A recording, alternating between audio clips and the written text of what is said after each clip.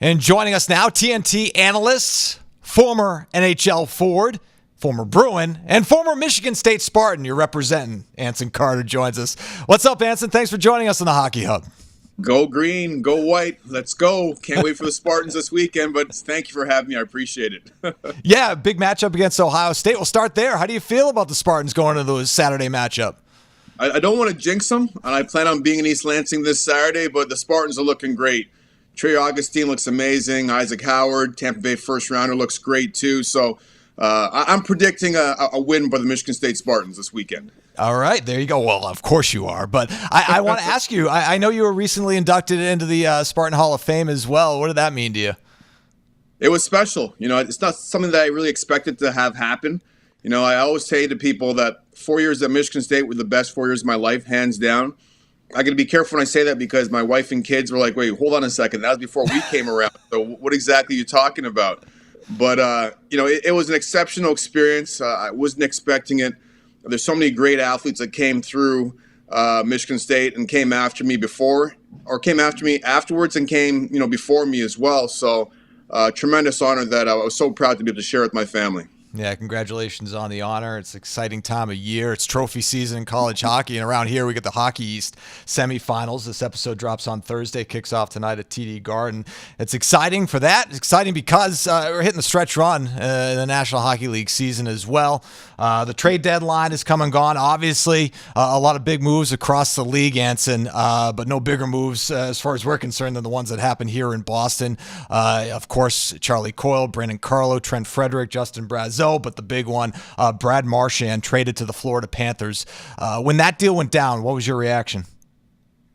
No, I was shocked, but I wasn't really shocked. You know, Marshy's not a spring chicken anymore, and I think we understand it's a business.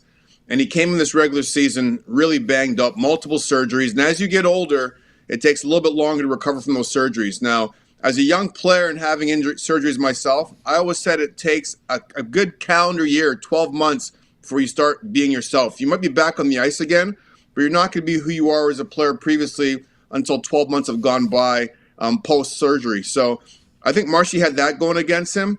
And I was a little bit surprised, though, because he was the heartbeat of that Boston Bruins team, and he took less money the last time his deal was up. But I get it. It's a business, and it's a cold business. I think Patriots fans have learned that with the way Belichick ran that business for a while. You know, players leaving, even though they still had some gas left in the tank. And I understand Marshy wanted to stay. And listen, he didn't play for free. You know, he was definitely paid very well there while he played in Boston. And he'll definitely be up in those rafters when it's all said and done when he retires, because he gave his heart and soul and his blood to that organization. But I totally get it from both sides' perspective. Were you surprised at the return? It's a second-round pick. I know it's conditional based on the Panthers' success in the postseason. Got to win a couple rounds, and Marchand has to play like 50% of the games in order for that to turn into a first-round pick. But even with the injury, are you surprised at the return? I'm not, because he could have picked wherever he wanted to go. So it isn't like Donnie Sweeney could have shopped him to all 31 other teams and said, give me your best offer. It was really up to Marshy to decide where he wanted to go. And, you know, I tip my hat to Sweens, too. I think he understood what Marshy meant to the organization, and he did him well. You know, he didn't do him dirty. He didn't send him to San Jose, even though Marshy could have vetoed that deal. He put him in a position to go ahead and win another Stanley Cup. So that was an honorable thing to do, which a lot of times GMs don't really do those kind of things. You know, a lot of GMs say, see you later, and you're like a piece of meat. So I give Sweens a lot of credit, because Marshy, if he wasn't going to re-sign in Boston, he wanted to be given the opportunity to go chase another Stanley Cup, and certainly the Florida Panthers will get that opportunity this spring. You know, when you were a member of the Bruins, there was another captain that was traded while you were part of the team, and I know you were going through an injury at the time, but Ray Bourque traded to the Colorado Avalanche. You know, take us back in terms of leading up to the deadline, what you can remember about, you know, the idea even of Ray Bourque being traded out of Boston. Well, we knew in the room internally, and there was a lot of talk, even externally too, about Bubba wanting to go and chase a cup. You know, he deserved it. He had an illustrious career. He meant so much to the city. He did so much over the time that he was there in the city of Boston that he deserved, and he earned that opportunity to go win another Stanley Cup. And when I arrived there in Boston, I believe it was 96, 97, the team was rebuilding. So they were definitely, several years away. I don't think they were planning on winning a cup by the time he was still playing.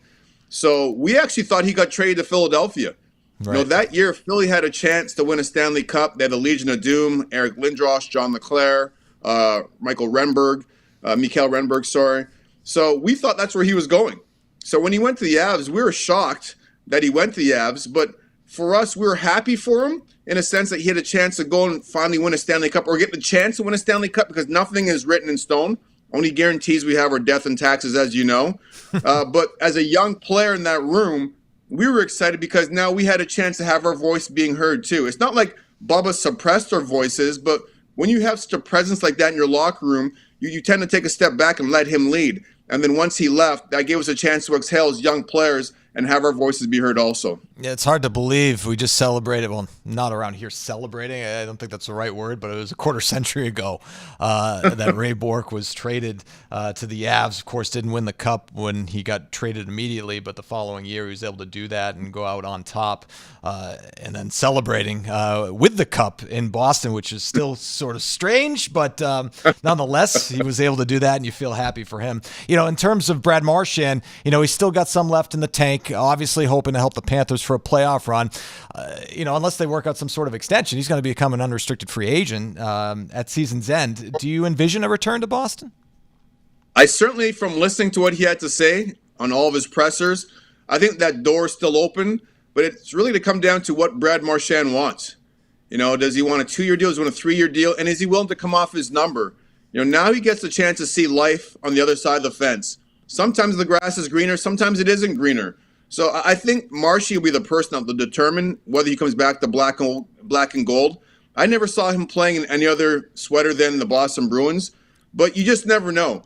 But I definitely, from listening to him, and I've heard a lot of press conferences over the course of my time playing the National Hockey League and now covering the game, that you could tell when the guy closes that door, or you could tell when that door hasn't been closed yet. And it takes two to tangle. So I'm sure, Donnie Sweeney will have something to think about if and when that time comes. All right, so Marshy not the only trade that was made at the deadline. The Bruins making a number of moves. Charlie Cole, Brandon Carlo, Justin Brazeau, Trent Frederick, as I mentioned. Getting some draft picks in return to sort of build that back up after years of, trading to compete going into the postseason at the deadline. And now you also get some players back in return. Casey Middlestat you get from Colorado. You got Murat Huznadinov as part of the deal for Justin Brazeau. Jacob Lauko as well, and Henry Jokiharju from the Sabres. Which of these pieces sort of stand out to you in terms of helping the Bruins moving forward? I think the first name is Casey Middlestat.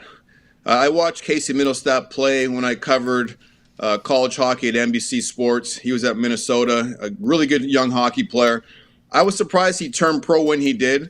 He had an outstanding World Junior Championship that year before he turned pro, so I think that was probably what changed his mind to leaving school early. And it's taken a while to figure it out. Now, in Colorado, when he first got there, he looked like the perfect fit. He blended in right away, started producing offensively, and I thought this is their second-line solution, and for whatever reason, it didn't happen. And he looks pretty good in the Boston Bruins, jersey right now.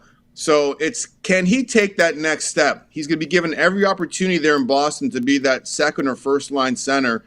Can he take that next step as a young hockey player after playing in two different organizations and then these teams saying, well, you're not good enough for us? Can he use that as a chip on his shoulder going through the summer, have a really good summer of training, and come back and prove to people that he's a legit top 6 hockey player? Because he's got the skill, he's hard on pucks, he's got great vision. Now it's a matter of time that he puts it all together. Yeah, he's made an impact so far in his short time with the Bruins. And so you talk about a Bruins team that's made the postseason 8 straight years, obviously sellers at the trade deadline with all the veterans that were moved. But with all that said, Anson, there's still only 3 points out as we record this, the final playoff spot. And, a lot of teams would be celebrating that fact. But here in Boston, it's a down year. But they still have some talent in the room, and I know they have some injuries, obviously, with Hampus Lindholm and Charlie McAvoy. Lindholm's out for the year. McAvoy's return is still up in the air.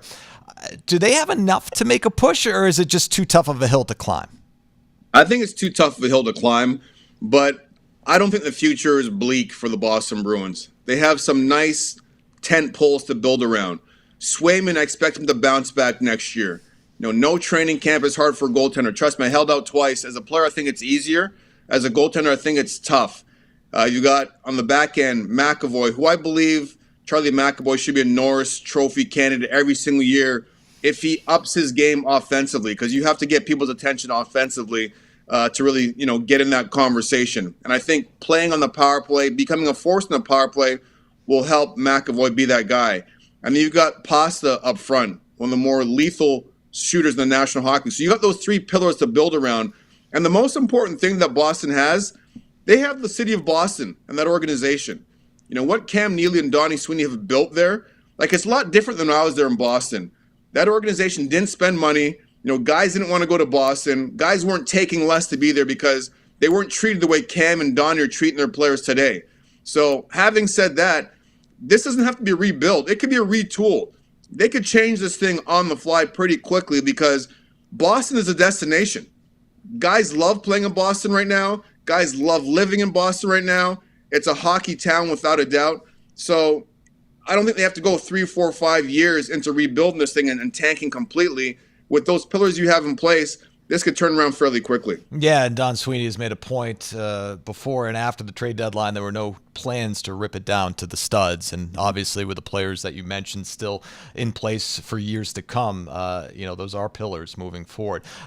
So in terms of the playoff race, if we could look, just in the Eastern Conference, and the Bruins, obviously they're still in the mix, but some teams have emerged. I mean, as we record this, the Montreal Canadiens have moved into the final wild card spot. We haven't seen them in the postseason in a while. The Rangers season was all but dead a few months ago. Now they're very much in the mix. The Senators looking to snap their postseason drought as well. They're well in position. Who do you see, among those teams in the playoffs?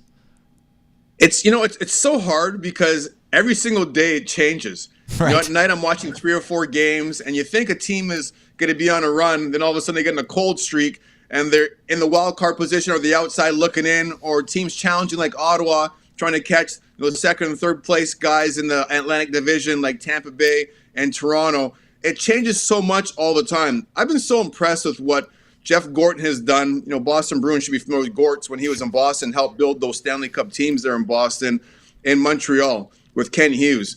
And Lane Hudson, Bruins fans, Boston hockey fans should be familiar with what he's doing as a former BU Terrier, has been unreal. He's been incredible with what he's been doing. So, the Montreal has really surprised me, but this could be the dawn of a new era. Those teams that were rebuilding for so many years, well, not so many years, the last 3 or 4 years, are now taking that next step. Montreal's taking that step. Ottawa's taking that step. Detroit now is knocking on the door. So those points that you thought were going to be gimmies and givens by playing those teams and just money in the bank, those are no longer guarantees anymore. You've got to work and scratch and claw to try to get those points. And I didn't even mention Columbus. Yeah. Columbus in the last week or so, Columbus was in the mix too, and that's a great story. Another BC alum, Johnny Gaudreau, great story there. Everyone rallying around the passing of Johnny.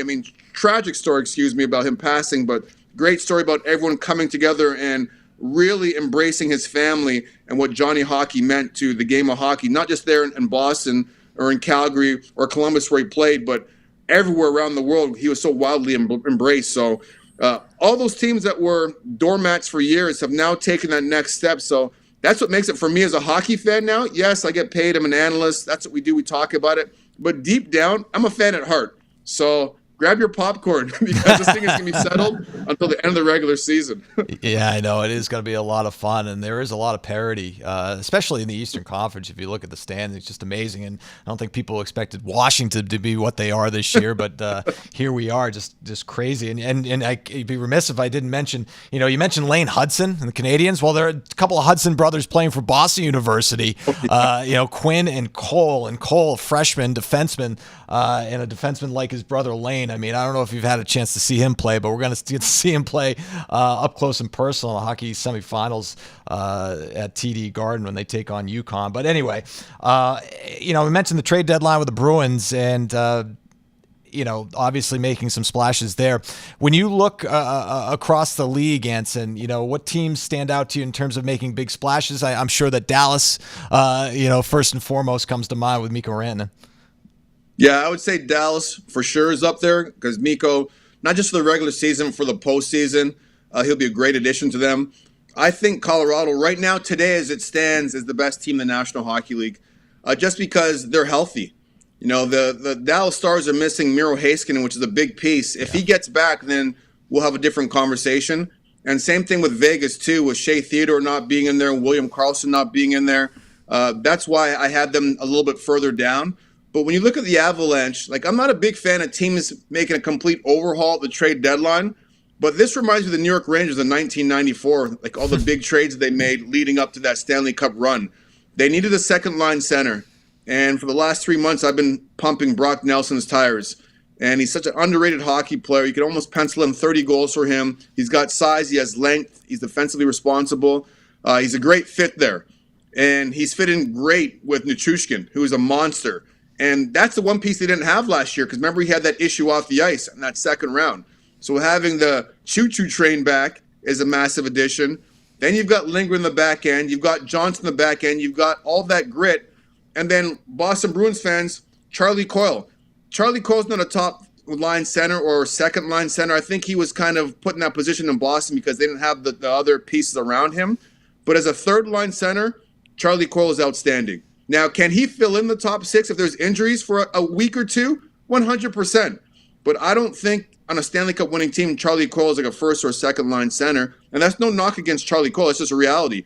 I think he's an amazing third line center. And a Stanley Cup winning team, he could definitely be that guy. Yeah, and that's what he was here in Boston before the retirement of Patrice Bergeron and David Krejci, who was a great third-line center here in Boston. He's fitting that role nicely in Colorado. And it's amazing to think that this Colorado team, it's you trade a player of Mikko Rantanen's caliber, and you're still talking about them as Stanley Cup contenders, but you mentioned all the talent that they have in Denver. It's just incredible.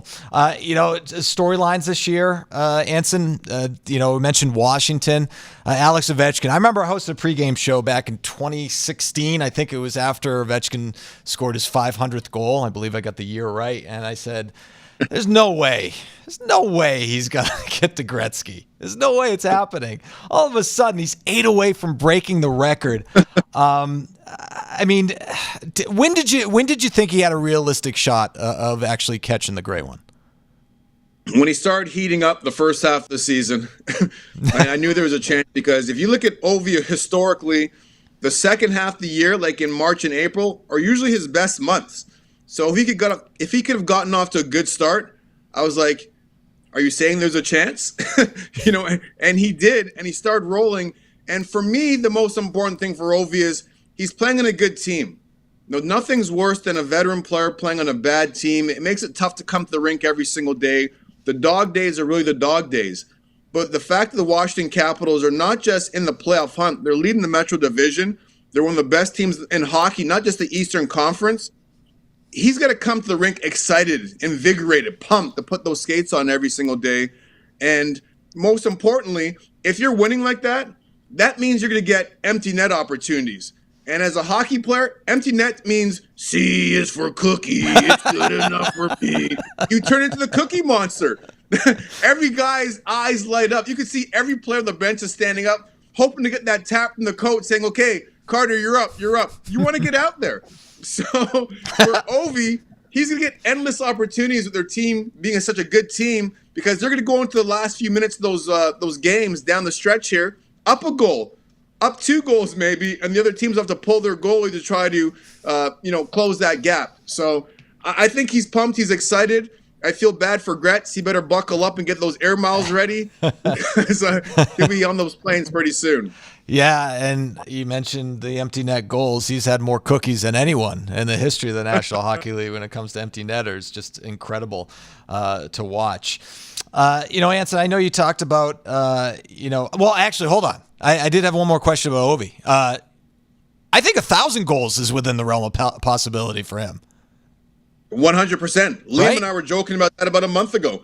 Liam McHugh, my host there on NHL and TNT, we were joking about that, and we're being serious. Yeah. I think 1,000 goals is definitely within reach for Ovi, 1,000%. We're in a golden age right now where we're seeing these players, Ovi and Sidney Crosby in particular, where the league was locked out. I was still playing back then, and we were in a dark place. The quality of hockey was bad, clutching and grabbing. New Jersey brought the defensive style in, sticks in guys' guts. It wasn't pretty hockey to watch or to play. And then we came without lockout. Sid came in the league. Ovi came in the league. That was almost like our Johnson and Bird era, like taking things to a whole different level. Now we're talking about Ovi potentially scoring 1,000 points. We're talking about Sidney Crosby now, passing Wayne Gretzky as 19th consecutive season with a point a game. And also, I believe Sid could catch Gordie Howe with most points by an individual in one organization if he keeps playing the next couple of years. So these are all milestones that we never thought would ever get touched. So I think as a hockey fan, we should sit back and just enjoy the moment because we're seeing some amazing hockey being played by tremendous athletes. Yeah, no question about that. Hey, man, I know you're short on time, but before we let you go, you had a great NHL career, 8 teams over 11 seasons. You've been in this broadcasting world for maybe longer now or just as long. How much do you enjoy your job, staying in the game, being involved and getting to, just do this on a daily basis or a nightly basis? I love it. And I always laugh because my kids always say, "Hey, Dad, are you working tonight?" And I was like, "Working? Like, where'd I get a job from?" Oh, yeah, that's right. I'm on television. Now I guess I'm getting paid that, so it's considered being employed. It's stuff that I do anyways. And I watch a ton of hockey all the time, whether it's PWHL, AHL hockey, ECHL, because I own the ECHL team here in Atlanta, college hockey, NHL. Like, I'm constantly watching hockey because my philosophy is, if you stay ready, there's no need to get ready. And as a student, for example, if you're on top of your homework all the time, a teacher could pull a pop quiz and you're not going to be fazed by it. So I watch a ton of hockey just to begin with. So the fact that I'm getting paid to talk about hockey is the dream job. It really is. And if you really love what you're doing, it's not going to feel like work. And that's how it felt like during my hockey career when I was playing. And that's how it feels now. And it wasn't always this way.